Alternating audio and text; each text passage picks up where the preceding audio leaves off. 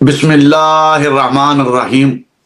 अस्सलामु अलैकुम। कि आप जानते हैं कि हम अपनी तरफ से कोशिश कर रहे हैं कि मुनकरीन खुदा जो जो सवालात कर रहे हैं, हम अपने अकल और इल्म के मुताबिक उन सवालात के जवाब देने की कोशिश कर रहे हैं।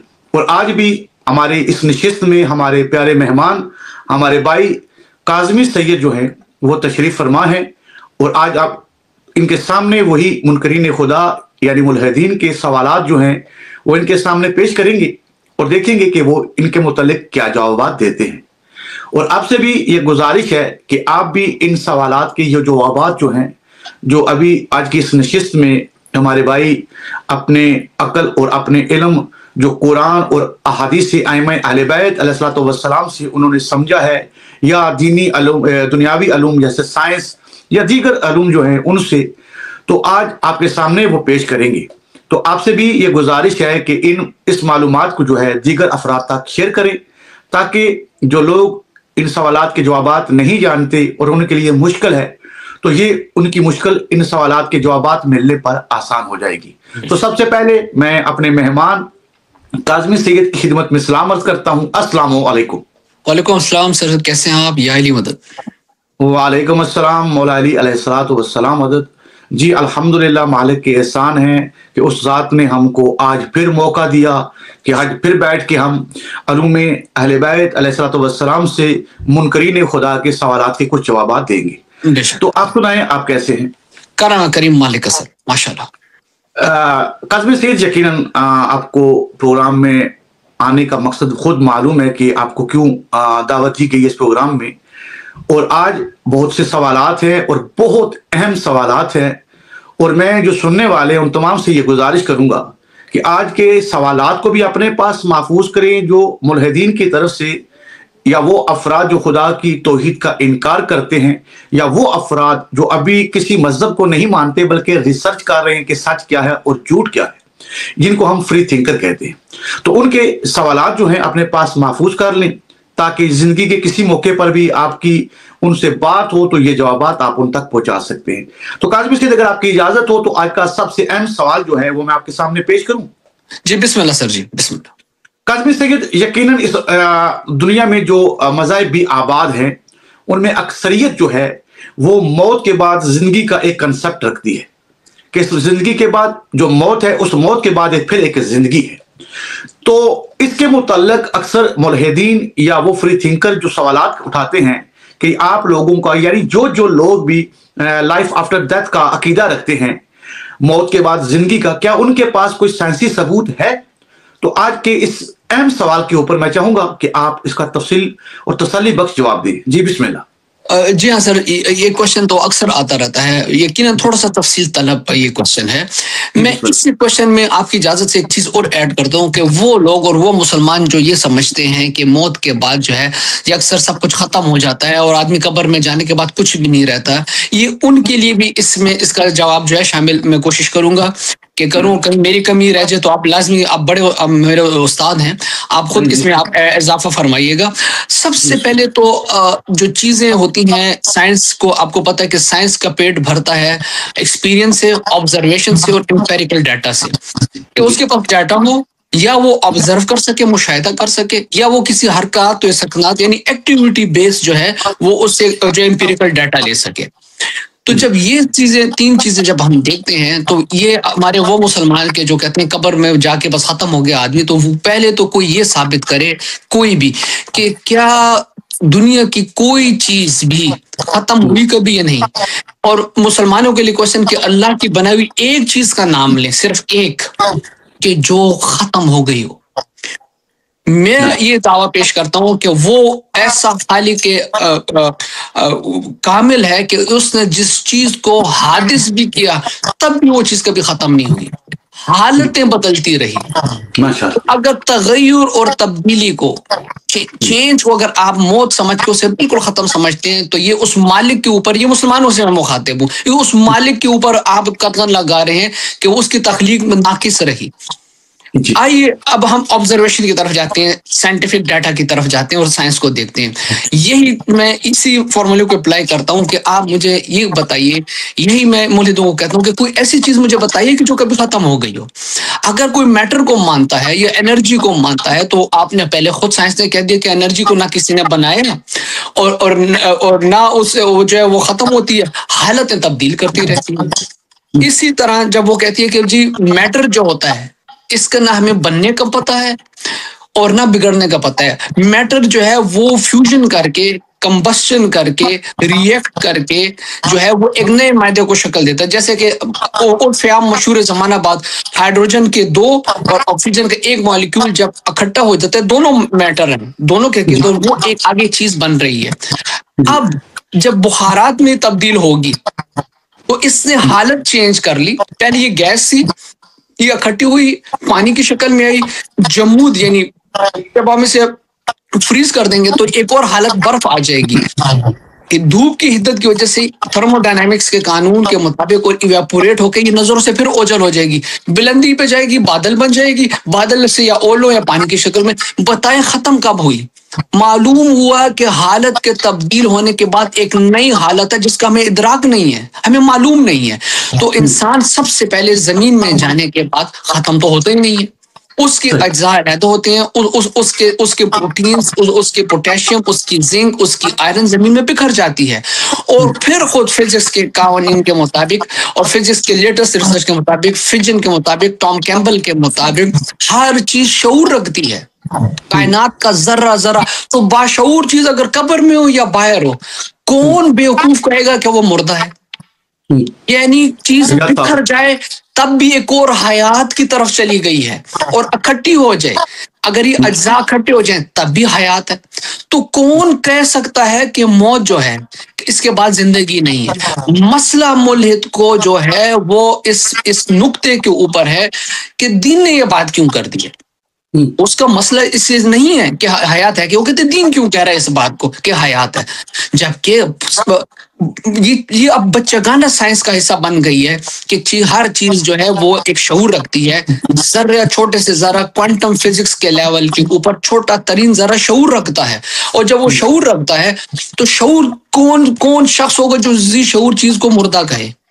اور اگر وہ حالت تبدیل کر گئی ہے تو پہلی بات تو سائنٹیفکلی کوانٹم فزکس کے مطابق، آبزرویشن کے مطابق، امپیریکل ڈیٹا کے مطابق ثابت ہوئی کہ واقعی حالت کی تبدیلی جسے ہم موت کہتے ہیں، موت کا مطلب ہوتا ہے قطع ہو جانا ایک حالت سے دوسری حالت کی طرف جو ہے تدریج کر جانا، اس میں دوسری حیات پوشیدہ پہلے سے ہے۔ آخری مثال دے کے اگلی بات پہ چلا جاؤں گا۔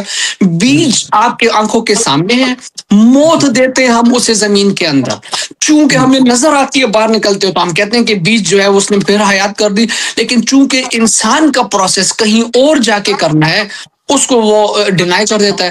تو ملحد کا یہ سوال بھی اپنے ہی بنائے قوانین کے اگینسٹ ہے۔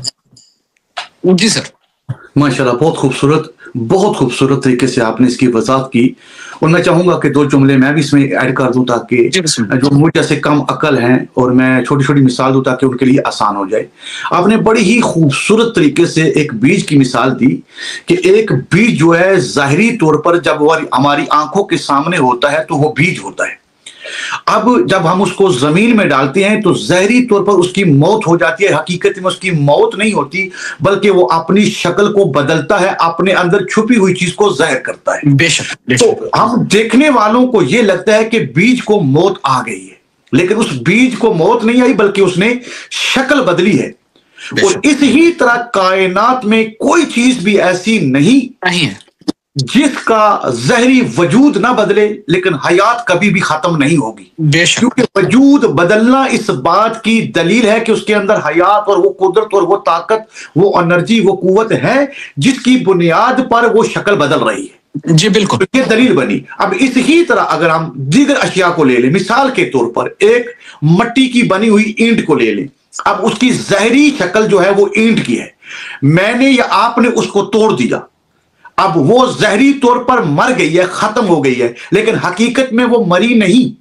اس کو دوبارہ اسی مٹی کو اکٹھا کر کے پھر سانچے میں ڈالیں گے، پہلے اینٹ بنائی ہوئی تھی، آپ کسی اور شکل میں چاہے اینٹ بنا لیں چاہے اس کے علاوہ کوئی اور شکل دے لیں، تو پتہ چلا وہ مادہ یا وہ ضرورت جس کی بنیاد پر کوئی چیز بھی وجود بدلتی ہے، حقیقت میں اس کو موت نہیں آتی، تو موت کا نام ہے شکل بدلنے کا، انتقال کا، منتقل ہونے کا. بے شک یہ منتقل ہو رہا سب کچھ، منتقل ہونے کا. تو پتہ چلا کہ سائنس کی روح سے بھی. اور دوسرا نقطہ آپ نے یہ پیش کیا کہ اس وقت سائنس بڑے بڑے جو نوبل پرائز جیتے ہوئے ہیں ان کا بھی یہی اعلان ہے، اور انہوں نے بھی یہی کہا ہے کہ جو شعور ہے اس کو موت ہے ہی نہیں.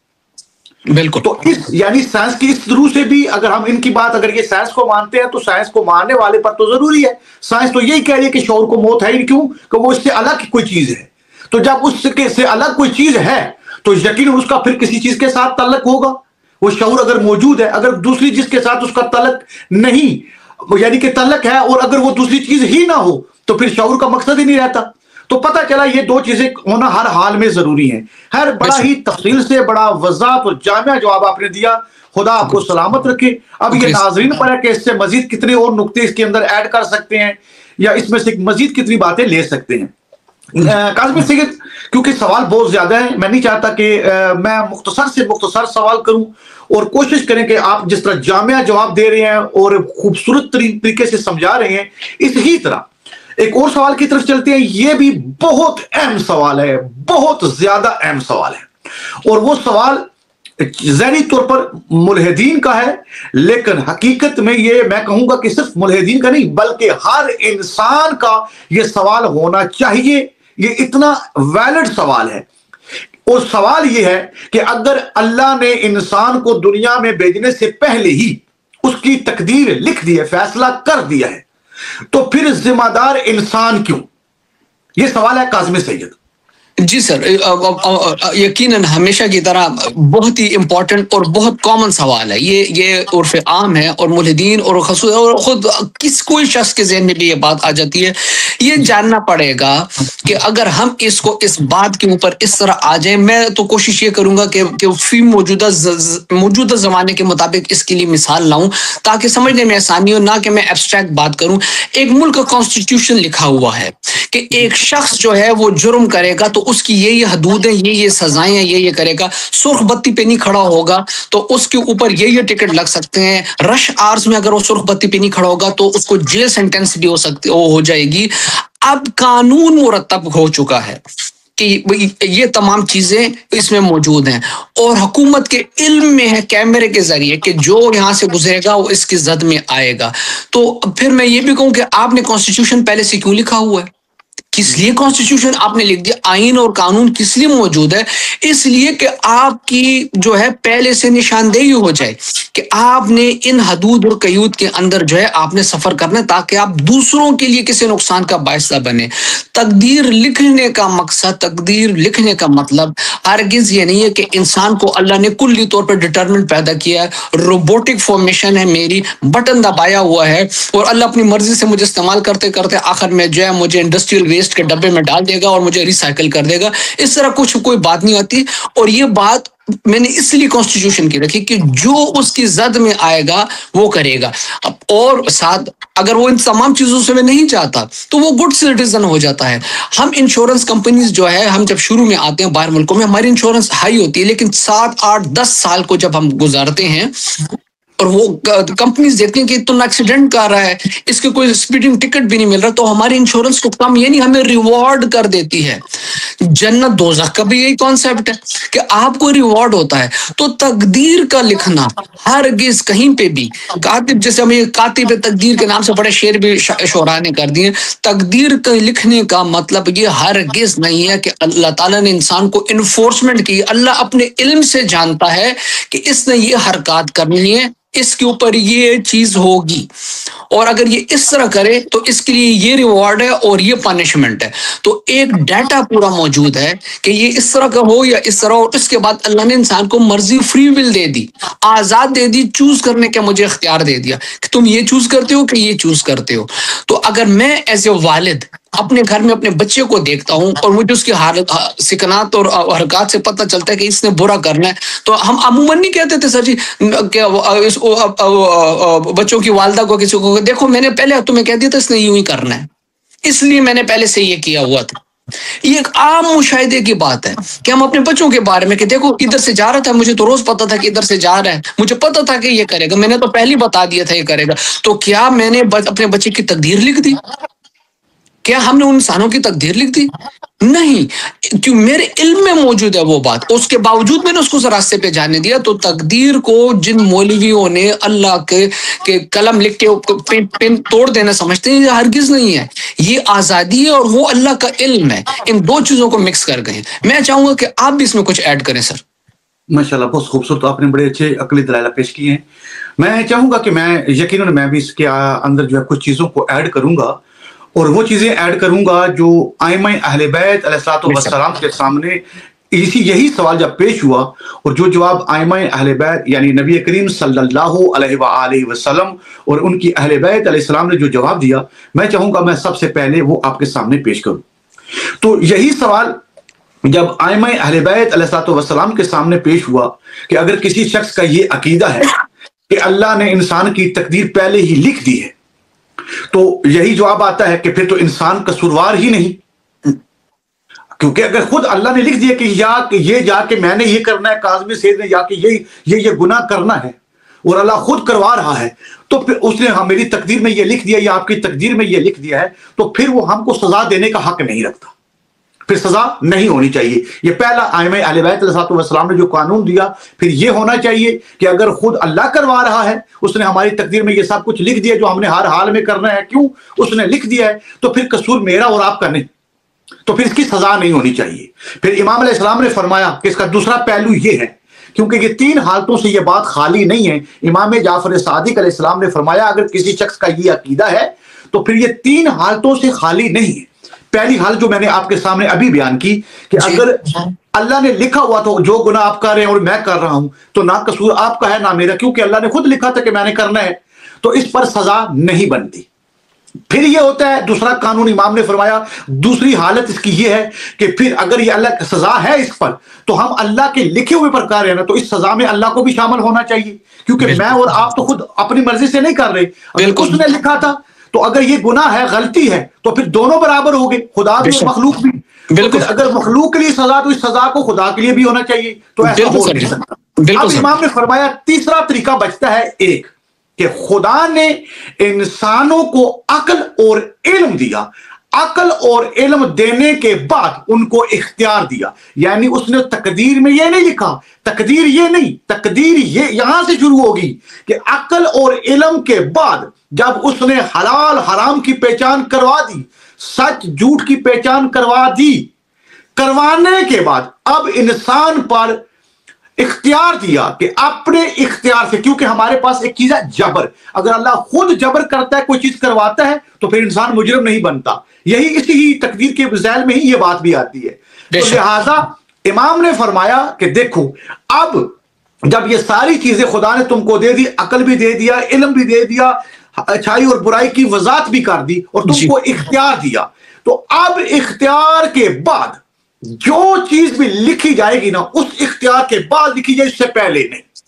یعنی جو طاقت میرے پاس کرنے کی اس نے دی ہے، جب تک وہ طاقت کسی چیز کے کرنے کی میرے پاس نہ ہو، تو اس وقت تک خدا کی ذات مجھ پر سوال کر ہی نہیں سکتی۔ بے شک اس طاقت کو، اس علم کو، اس قوت کو خدا کو پہلے دینا ضروری ہے، پھر اس پر ہماری یعنی کہ ہم کو اختیار ہونا چاہیے تاکہ جبر والا عقیدہ بیچ میں سے نکل جائے۔ تو ہم اپنے اختیار سے انسان جتنے بھی ہیں، اچھائی اور برائی، جب خدا نے بتا دیا تو کہ یہ اچھائی ہے اور یہ برائی ہے، اور میں یا آپ اچھائی کو چھوڑ کے برائی کی طرف جائیں، تو یہاں سے لکھنے والا کام شروع ہوگا، اس سے پہلے لکھنے والا کام شروع ہو سکتا ہی نہیں۔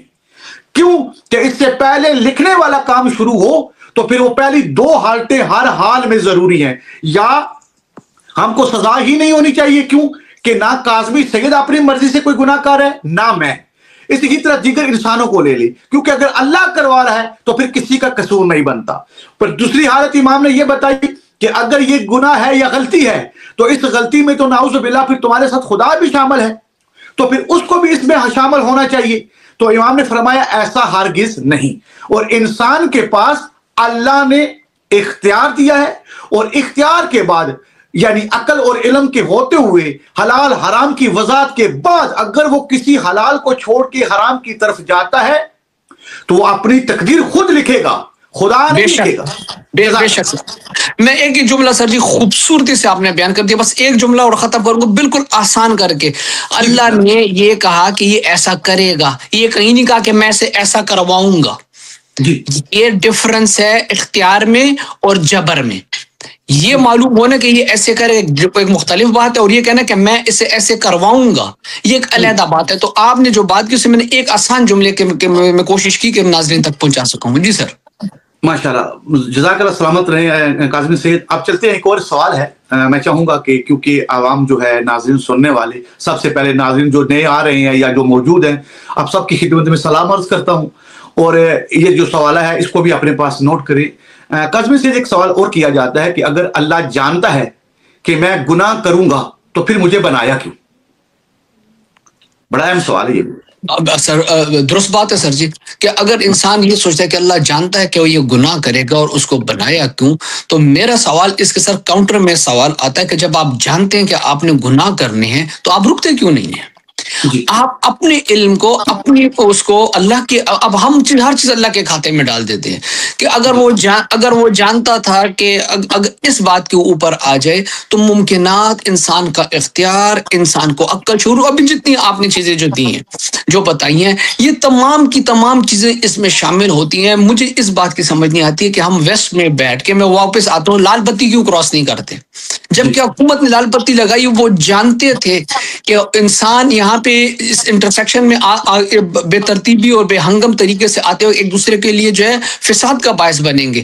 حکومت جانتی تھی تو سڑکیں نہ بناتی, نہ پھر گاڑیوں کو بھی ایجاد نہ ہوتی. یعنی یہ دلیل کہیں پہ بھی قائم نہیں ہو سکتی کہ اگر اللہ جانتا ہے کہ انسان نے فساد فی الارض کرنا ہے, یا جو ہے اس نے جو ہے ایسے حرکات میں شامل ہونا جو اسے آپ گناہ کہہ دیں, یا جس سے جو ہے آپ دوسروں کے لیے جو ہے وہ تکلیف اور اذیت کا باعث بن جائیں, یہی انسان کا جو ہے, میں سے امتحان تو بالکل بھی نہیں کہتا, یہی اس کو عقل دے کے ساتھ بھجوایا. جبکہ وہ جانتا ہے کہ انسان جو ہے اس نے ہمیشہ بھولنے کی بیماری رکھی, اس لیے اس کو بار بار پڑھنے والی کتاب دے دی. نسیان زدہ چیز کو جو جب یہ اختیار دیا گیا کہ آپ جو ہے اپنی فلاح کے لیے خود مددگار بنے اپنی ذات کے, آپ اپنی فلاح کو جو ہے پھیلائیے اس کے اوپر, لیکن آپ گناہ بھی کر سکتے ہیں. اور یہ اختیار ہونا انسان کے پاس کہ وہ چوز کر سکتا ہے, اس کے بعد یہ بات تو بذات خود بڑی عجیب ہو جاتی ہے کہ اگر اللہ کو پتہ ہے کہ انسان نے جو ہے وہ گناہ ہی کرنا ہے یا معاشرے میں فساد کرنا, تو بناتا ہی نہیں. یہ تو تمام دنیا کا نظام گڑبڑ ہو جائے گا. ہم جنگلوں سے شیروں کو ختم کر دیں گے, ہمیں پتہ ہے کہ شیر نے تو مارنا ہی مارنا ہے, اس نے تو بکری کو, بھیڑیے کو, بھیڑ کو, گائے کو کھانا, شیروں کو بھی ختم کر دے. پھر ہم پانی میں بڑی مچھلیاں بھی ختم کر دیں کہ انہوں نے تو چھوٹی مچھلیوں کو کھانا ہے, ختم کریں ان کو کیونکہ انہوں نے تو فساد ہی کرنا ہے. تو عقل اور اختیار اور شعور کہاں جائے گا؟ پھر تو وہی پہلی بات جو پہلے سوال میں آپ کے ساتھ یہ بات رکھی گئی کہ انسان کو روبوٹک بننا چاہیے تھا کہ نہ وہ گناہ کرتا, تو پھر میں یہی بھی نہ کہتا کہ جی میرا تو اختیار ہی نہیں تھا, تو پھر اللہ کے اوپر الزام آتا. آج مولوی گناہ کرتا ہے, وہ کہتا ہے مجھے ابلیس نے بھٹکا دیا تھا, تو پاکستان کی تھانوں میں جو ہے ابلیس پہ کیوں ایف آئی آر نہیں کٹتی کہ ابلیس پہ کٹے, یہ اللہ پہ ایف آئی آر کاٹے نا کہ یہ گناہ وہ تعز و منتشا و تذل و منتشا, اور خیر و شر دونوں اللہ کی طرف سے اگر جن مسلمانوں کو عقیدہ ہے تو ایف آئی آر اللہ پہ کٹوایا کریں جا کے کہ جی اللہ نے مجھے اس طرف شر کی طرف کیے, تو ایف آئی آر کے جو کہتے ہیں سہولت کار نعوذ باللہ اللہ تھا, تو اللہ کے اوپر ایف آئی آر کٹوا دیا کریں. معلوم ہوتا ہے ان تمام چیزوں سے کہ انسان کا اختیار, اور یہ سوال اپنے ذات میں ہی کوئی دلیل نہیں رکھتا کہ اللہ کو جب پتا تھا کہ تو مجھے پتا تھا کہ اس چھت نے میرے اوپر کسی نہ کسی دن گر جانا, تو میں چھت ہی نہ بناؤں. میرا اختیار ہے کہ میں اس چیز کی دیکھ بھال کروں, کیونکہ میرے پاس اب عقل, علم جو آپ نے بتایا, شعور, یہ ساری چیزیں اکٹھی ہو گئی ہیں. اب میرا اختیار ہے کہ میں گناہ اپناؤں یا میں جو ہے فلاح کا, سر میں اس گناہ کے لفظ کو بھی چینج کرنا چاہ رہا ہوں کہ میں فلاح کا یا فساد کا راستہ اپناؤں, اور اس کے مطابق جو ہے میری ججمنٹ ہوگی دنیا کی عدالت میں بھی اور اللہ کی عدالت میں بھی. جی سر.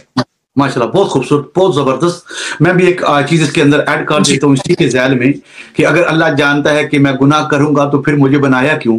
تو یہی سوال اگر ہم آگ پر کریں, جی, اگر اللہ آگ کو ہی نہ بناتا تو بھی لوگوں کو جلاتی نہ, تو جواب آئے گا فقط آپ نے یہ سوچا اس کے نقصان کو سوچا، اس کے فوائد کو نہیں دیکھا. ایک چیز کے جہاں آپ کو نقصان نظر آ رہے ہیں اس میں اس سے زیادہ اس کے فوائد بھی ہیں. تو اب کیونکہ کائنات کوئی چیز بھی ایسی نہیں جو ضدین پر نہ ہو، یہ ہر چیز کی ضد ہے. تو اسی طرح آگ ظاہری طور پر ایک چیز ہے لیکن حقیقت میں یہ ایک نہیں، اس کے اندر دو قسم کی تاثیر ہے.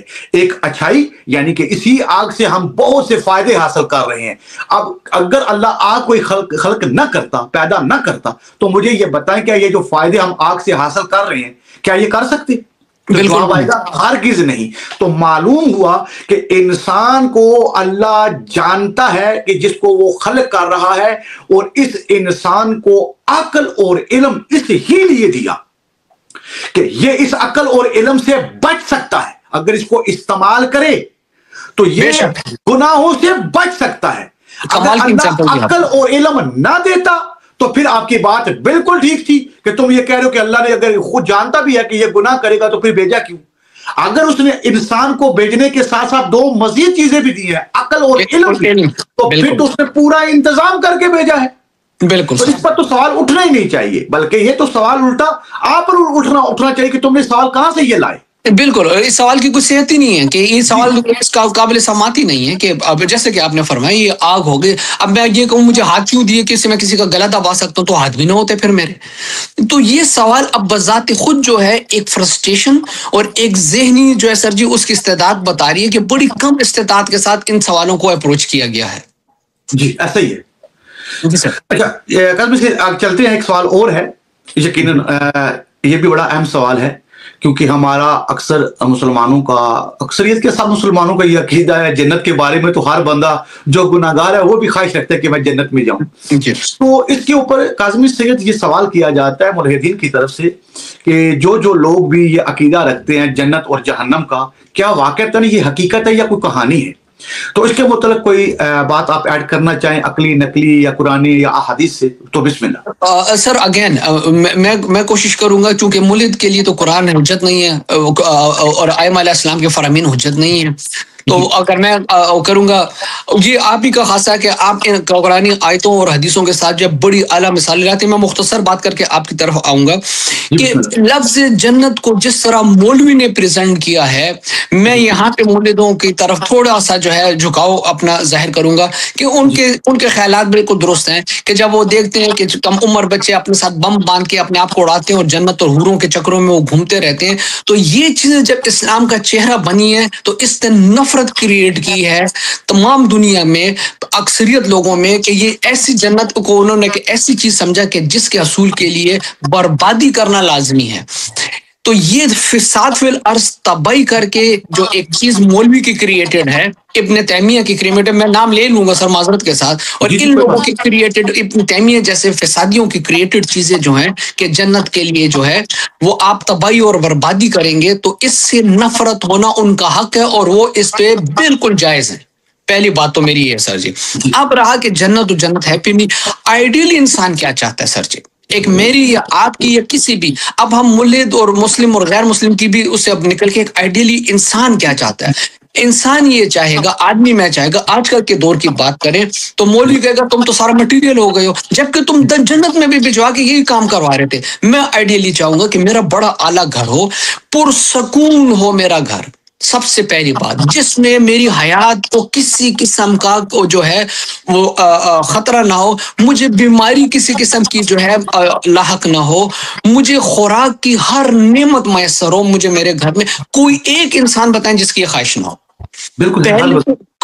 میرے پاس جو ہے اچھی اولاد ہو، میرے پاس اچھی خوبصورت جو ہے میری شریک حیات اچھی خوبصورت خواتین ہو، کون انسان ہے جو نہیں چاہے گا؟ میرے پاس ملازم ہو، میرے کام ہوتے رہیں اور میں خوشی لیتا رہوں، اور میں جو ہوں مجھے شاید بھی نہ ہو کبھی کہ میں دوبارہ کبھی مروں گا یا دکھ درد تکلیف بیماری میں جاؤں گا.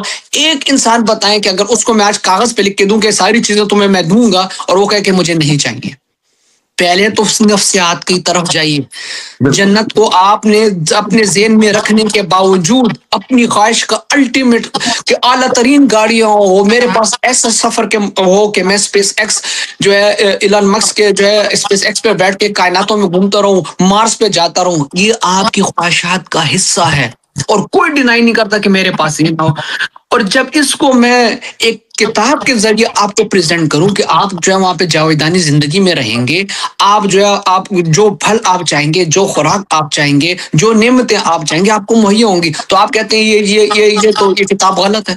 تو پہلے آپ اپنی نفسیات کا علاج کرائیں, اپنی ذہنی استعداد بڑھانے اور طاقت کی گولیاں کھائیں, دماغی اومیگا 3 کھایا کریں, تو آپ اپنی خواہشات جب سامنے کتاب اللہ دے تو آپ کو کتاب اللہ میں نعوذ باللہ کیڑے نظر آئیں گے, اور آپ اپنے اندر خواہش کو پالیں تو وہ جائز ہوگا. تو پہلے تو اس تضاد کے سامنے میں لانا چاہ رہا تھا کہ جنت آپ نے اپنے اندر خود خلق کر رکھی ہے. کتاب اللہ بتاتی ہے تو آپ کی طبیعت خراب ہو جاتی ہے, آپ کو اپکائیں آنی شروع ہو جاتی ہیں.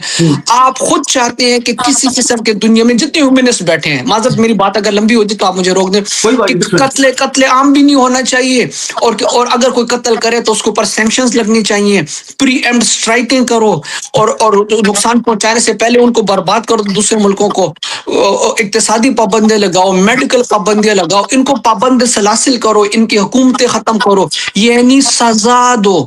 تم تو دنیا میں اس فطرت کے ساتھ آتے ہو, اور جب اللہ کہتا ہے کہ میں نے انسان کو فطرت کے مطابق بنایا ہے تو تمہیں پھر تکلیف ہو جاتی ہے. ان چیزوں کو تم سامنے رکھتے, سارے کا سارا نظام یہاں پہ موجود ہے اور آنکھوں سے مشاہدے میں ہے. یہ جنت کا کانسیپٹ ہے, یہ سزا کا کانسیپٹ ہے کہ آپ نے پوری فلسطین برباد کر دیا کہ جی یہاں سے ہمیں خطرہ ہے. آپ نے پوری دنیا کو برباد کر کے رکھ دیا تاکہ آپ سکون میں رہیں. یعنی آپ نے اپنی طرف سے سزا کا ایک جہنم کا ایک معیار مقرر کر رکھا ہے. تو جب کتاب اللہ آپ کو جہنم بتاتی ہے, آپ کو پرابلم کیا ہوتی ہے؟ جبکہ آپ مشاہدے میں رکھتے ہیں کہ سب کچھ ہو رہا ہے. بالکل ایسے آپ فاسفورس بامبس پھینک رہے ہیں, ایسے آپ ایمونیشن پھینک رہے ہیں دنیا کے اوپر, جس میں ہیروشیما اور ناگاساکی تو ہمارے سامنے ہے کہ آپ نے پلک جھپکنے میں چند سیکنڈوں میں آپ نے انسان کی تاریخ کا بدترین جرم کیا, کیونکہ اس نے آپ کو اذیت پہنچائی تھی اور اس اذیت کے بدلے میں آپ نے ان کو اذیت دی. یہی جہنم ہے کہ آپ نے اذیت دی اور اس کے بدلے میں آپ نے سزا کی. تو جب یہ موجود ہے مثال میں, آپ کو مسئلہ کیا کہ جب کتاب آپ کو کتاب اللہ کہتی ہے کہ یہ مسئلہ یہ ہے کہ ایک دین اللہ کو واحد ماننے والے رسول اللہ کی امت رسول یہ بات کیوں کر رہا ہے کہ جو ہمیں کرنی چاہیے تھی. مسئلہ ان کا ہی ہے سر. ماشاءاللہ, بہت زبردست, بہت اچھا, سلامت رہیں, کیا بات ہے. اچھا کاظمی صاحب, کچھ اور سوالات ہیں, اگر آپ چاہیں تو میں مزید وہ سوال بھی آپ کے سامنے. جی سر, جی بسم اللہ. ایک اور بڑا اہم سوال کیا جاتا ہے کاظمی سید کی, جو قرآن کے اندر موسیٰ علیہ السلام کا واقعہ موجود ہے کہ انہوں نے دریا میں رستے بنائے, دریا کو چیرا.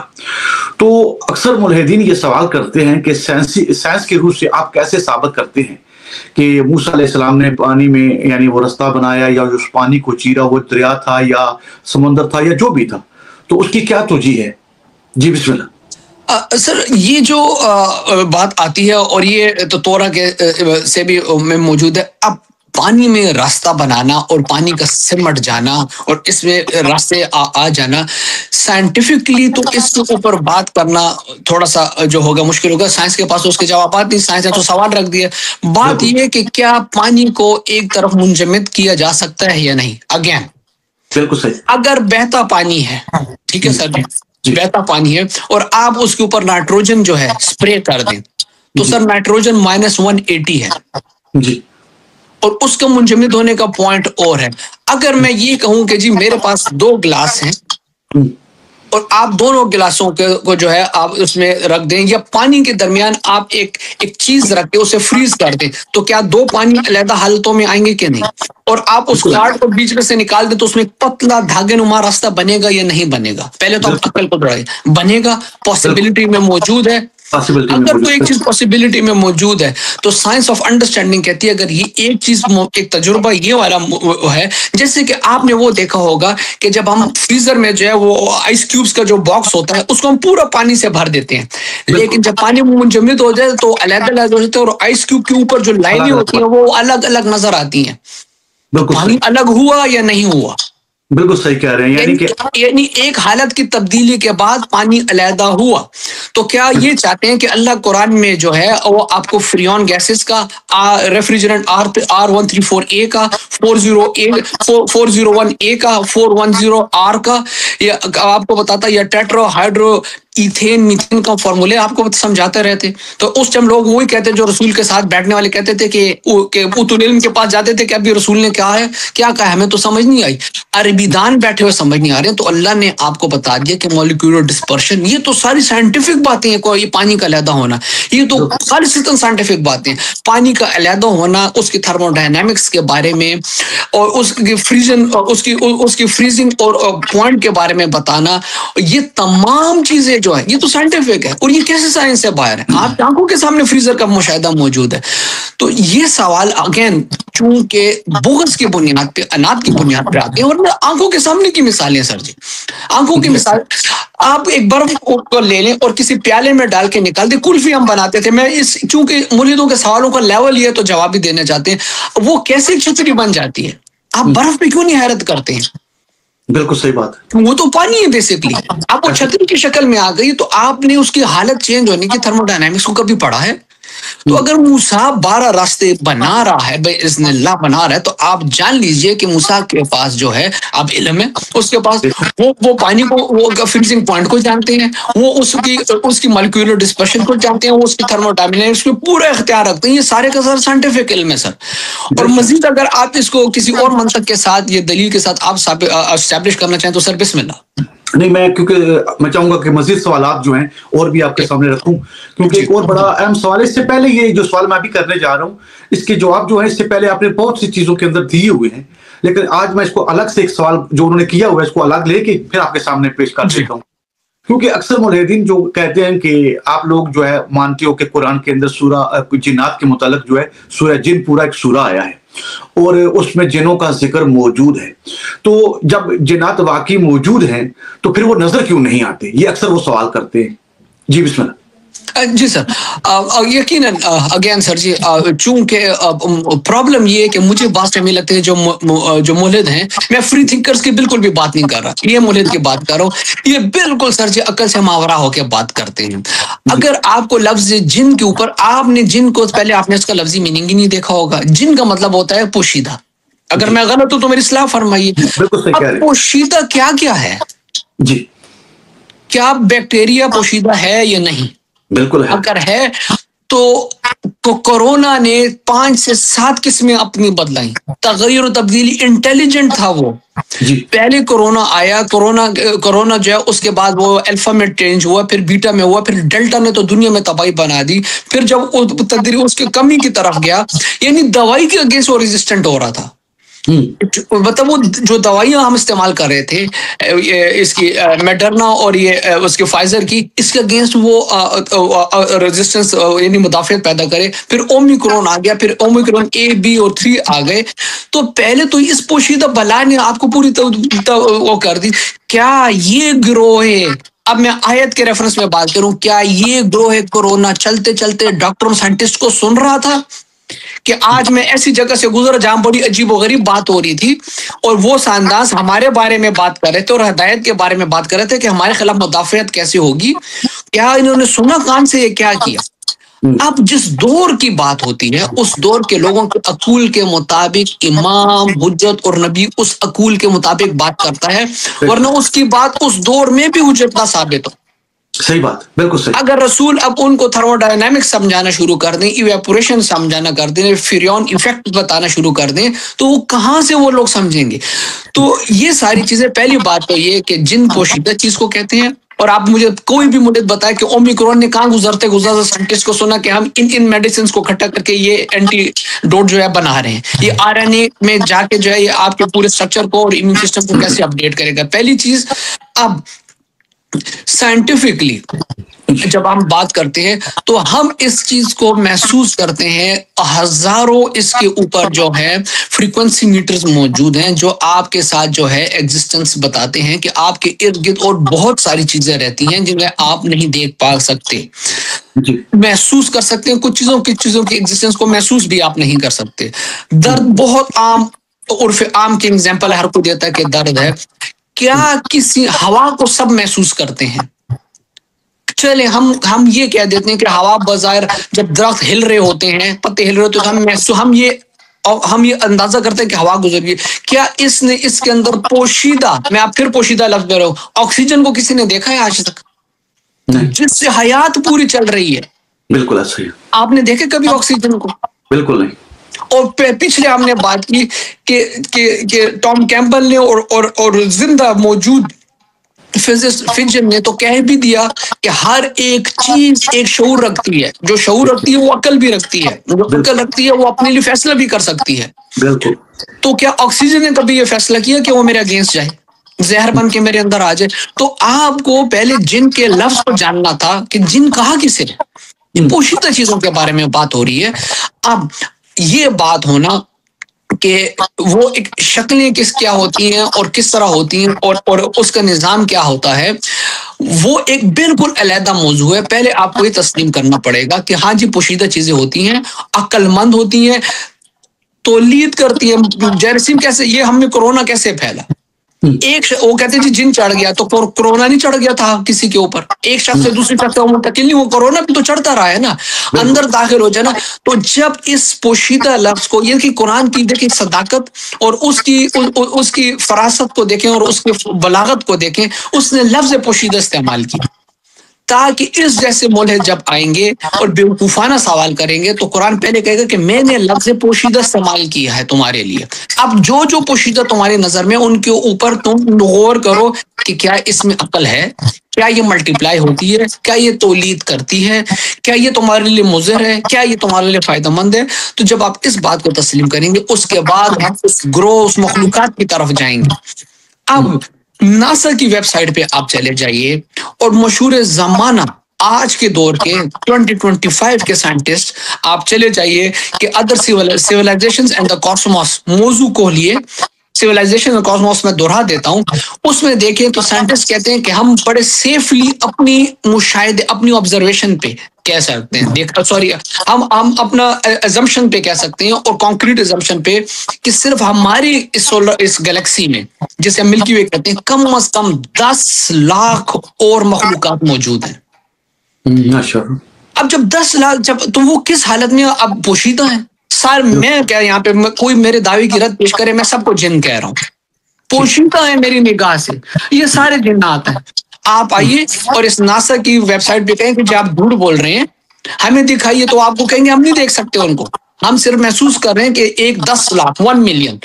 تو جنات پوشیدہ چیز کو کہا جاتا ہے. بھائی پہلے آپ عقل ڈالیے، اس بات کو سمجھیے، اور پھر اس کی تمام جو ہے اس کے اوپر جو احادیث ہیں اور اس کے بارے میں جو باقی سائنٹیفک ایویڈنس ہے تب آپ کو پیش کیا جائے گا. جی سر. ماشاءاللہ، بہت زبردست، بڑا تفصیل سے آپ نے بڑا ہی جامع جواب دیا. اب ایک سوال اور ہے، میں چاہوں گا کہ تاکہ ناظرین کا وقت بھی ضائع نہ ہو اور وہ پریشان بھی نہ ہو، تو ایک اور سوال ہے، اور یہ سوال جو ہے یہ بھی ملحدین کا قرآن کے ذیل میں ہی ہے کہ قرآن میں کچھ جو سائنسی حقائق جو ہیں وہ غلط کیوں نظر آتے ہیں؟ مثلاً کون سا؟ بہت مثال کے طور پر قرآن کے اندر آج کی جو سائنس جو ہے وہ کچھ کہہ رہی ہے اور قرآن کچھ کہہ رہا ہے. مثال کے طور پر جی میں آپ کے ساتھ سر اس میں وہ کرتا ہوں. اب وہ یہ کہتے ہیں، ایک آیت آتی ہے قرآن میں خود اس کو لے آتا ہوں کہ قرآن نے کہا کہ جو تولید کا نظام ہے وہ جو ہے وہ صلب سے ہوتا ہے. صلب کو تمام وہی ابن تیمیہ لیول کے لوگوں نے کمر قرار دیا. اچھا. اب وہ کہتے ہیں کہ جس سائنس کہتی ہے، سائنٹیفکلی پروون ہے کہ جتنے بھی جینیالوجسٹ ہیں اور جتنے بھی جو ہے یہ گائنیکالوجسٹ ہیں اور جتنے اس کے اوپر وہ ہے، وہ کہتے ہیں کہ جس کا تو اس سے کام ہی نہیں ہے، بیک سے کام ہی نہیں ہے. اب اللہ نے کیوں اب صلب کے لفظ کو لے کے، چونکہ ترجمہ جس ابو ہریرہ اور ان لوگوں نے اس سے جو آنورڈ یہ ٹائم تک جن لوگوں نے ان کے ترجمے کیے ہیں، انہوں نے تو اپنی عقلی بساطوں کے مطابق کیے ہیں. اور یہ ان لوگوں سے ساری کی معذرت، یہ باتیں حقیقت ہے، اگر میں غلط بیانی کروں تو آپ مجھے ٹوک سکتے ہیں. ان لوگوں سے انہوں نے علم کو، اپنی علم کو جو ہے اس کے ساتھ ان لوگوں کے ساتھ منسلک کیے جو یہ کہہ کہ اٹھتے رسول سے کہ بھائی ہمیں مالا حضرت تکلم، ہمیں تو سمجھ نہیں آ رہی ہے کیا تکلم کر رہا ہے، اور وہ تو علم سے پوچھتے تھے کہ یہ کیا کہہ رہے ہیں، ہمیں تو سمجھ نہیں آ رہی ہے. ان لوگوں کو بنیاد بنا کے جب آپ علوم کو کھولیں گے اور خصوصاً قرآن کو اور وارثین سے نہیں لیں گے تو آپ کی حالت یہ ہونی ہے، آپ کو صلب کا میننگ ہی نہیں آیا. اب چونکہ کوشچن وہ قرآن کے اوپر ہے تو مجھے ان الفاظ کو لانا پڑے گا. سائنٹیفکلی کہا، یہ پروون ہے کہ جو سپرمز ہیں وہ ٹیسٹیکلز میں بنتے ہیں، کوئی مسئلہ نہیں. टेस्टिकल्स कहाँ होते हैं इंसान के वजूद में? ये ड्रॉप ऑफ होते हैं, ये बैक में होते हैं, ये कमर की तरफ जुड़े हुए होते हैं और ये ड्रॉप होते हैं। अल्लाह ने वो माइक्रोस्कोपिक चीज बताई कि जो साइंस को अब भी पिछले 20-25-30 सालों में मालूम हुई कि मेल के अंदर जो टेस्टिकल्स होते हैं वो अंदर इम्यून ये बैक की तरफ होते हैं, सुल्ब की तरफ होते हैं। अगर मैं सुल्ब के लफ्ज दूं, हालांकि मैं सुल्ब के लफ्ज को बिल्कुल भी कमर नहीं तस्लीम करता, लेकिन चलें मान भी लिया, इनके तर्जुमे के मुताबिक ये यहाँ से ड्रॉप ऑफ होके नीचे आते हैं और ये फिर अपनी जगह पे आते हैं। तो अल्लाह ने उस बेस को बताया कि जहां से ये आते हैं। उसके बाद आपका प्रोटीन और आप जितने भी इसमें शामिल होते हैं, ये आपकी बैकबोन इसमें शामिल होती है, ये स्ट्रक्चर सारा इसके ऊपर खड़ा है। अगर बैकबोन ना हो तो तौलीद का निजाम नहीं हो पाएगा। अगर टूटी कमर हो तो वो उसका नर्वस सिस्टम उसका खत्म हो जाएगा, वो नहीं करेगा। लेकिन मेन पॉइंट ये है कि टेस्टिकल्स जब बच्चा पैदा होता है बहुत इनिशियल स्टेजेस में उसके सुल्ब की तरफ होते हैं, जिसे कमर कहते हैं, वहां से वो ड्रॉप होके अपनी जगह पे आते हैं। तो ये भी कुरान की एक और सदाकत है कि साइंटिफिकली बहुत बाद में होती हैं। इसके अलावा बहुत सारी और चीजें कि वो कहते हैं कि जनाब कुरान में मौजूद है और उसने गलत कर दिया। जब कुरान, अब ये एक और बात को ये कहते हैं कि अल्लाह ने कुरान में कह दिया कि मैशर जिन्न वल इंस, तुम इस डायमीटर से बाहर नहीं निकल सकते। तो आप खुद इनसे पूछिए कि खुद साइंस ने कहा है कि हमारी जमीन से जो है एक एलन बेल्ट है, एक एलन बेल्ट के नाम के एक ऐसा एक सर्कल है, ऐसा एक रेडिएशन का जिससे बाहर कोई चीज नहीं जा सकती। तो फिर ये आपके जो हैं इस सैयारे की तरफ जब आप ट्रेवल कर रहे हैं और आपके जो है ये स्पेसशिप्स ऊपर जा रही हैं, मार्स की तरफ जाइए, तो आप खुद बताइए कि एक तरफ आप कहते हैं, साइंस कहती है कि एलन बेल्ट से कोई बाहर नहीं जा सकता, दूसरी तरफ आप कहते हैं कि जा सकते हैं। तो साइंस खुद तजादात का शिकार बहुत ज्यादा है। कुरान जो जिस टर्मिनोलॉजी में बातें करता है वो टर्मिनोलॉजी जो है अगेन एक उन अल्फाज का चुनाव कुरान ने इतनी फसाहत और बलाहत के साथ इस कलामुल्लाह में मौजूद है कि हर जमाने के लिए वो फिट आए, बराबर आए। अगर एक लफ्ज अगर हाइड्रोजन इस्तेमाल कर लेते तो फिर हम कहते हैं कि जी कुरान ने कहा कि जी सिर्फ फकत जो है पानी में सिर्फ हाइड्रोजन और ऑक्सीजन होती है, ये तो हवा में भी है। कुरान को फिर ये गलत साबित करते। तो कुरान की पहले आपको एपिस्टेमोलॉजी को समझना पड़ता है कि चीजों को किस अंदाज में पेश किया गया ताकि तमाम जमानों के लिए हिदायत रहे। तो मुझे कुरान में एक सिंगल कोई भी ले आए, मेरे जैसा कम इल्म शख्स ये कह सकता है कि एक सिंगल साइंटिफिक एरर मौजूद नहीं होगा।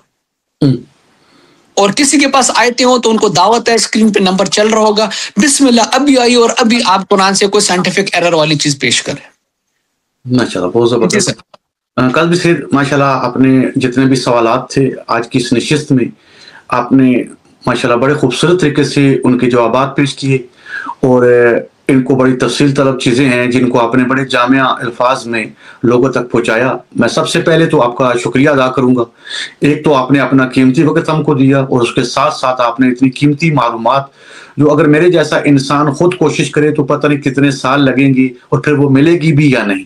तो आप माशाल्लाह इन चीज़ों को लेके लोगों तक पहुंचा रहे हैं। खुदा आपको उसका अजर अजीम अता करे। शुक्रिया। और मैं ख़ास करके अपने नाज़रीन का भी शुक्रिया अदा करूंगा क्योंकि हमारा वक्त जो है वो पूरा हो चुका है और इंशाल्लाह बाकी जो सवालात हैं इंशाल्लाह नेक्स्ट नशिस्त के अंदर हम दोबारा से कोशिश करेंगे कि अपने भाई काज़मी सईद के सामने उन मज़ीद जो सवालात हैं उनको भी पेश किया जाए और उनके जवाबात जो हैं वो आप आवाम तक उनको पहुंचाया जाए। तो आज के इस प्रोग्राम को हम यहाँ ख़त्म करते हैं। नाज़रीन आपकी खिदमत में भी सलाम अर्ज़ करता हूँ और ख़ास करके काज़मी सईद आपकी खिदमत में भी सलाम अर्ज़ करता हूँ। अस्सलामु अलैकुम।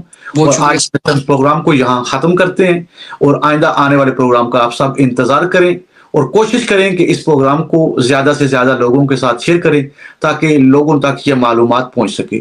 तो दुआ में याद रखिएगा। अस्सलामु अलैकुम। अस्सलाम वालेकुम सर।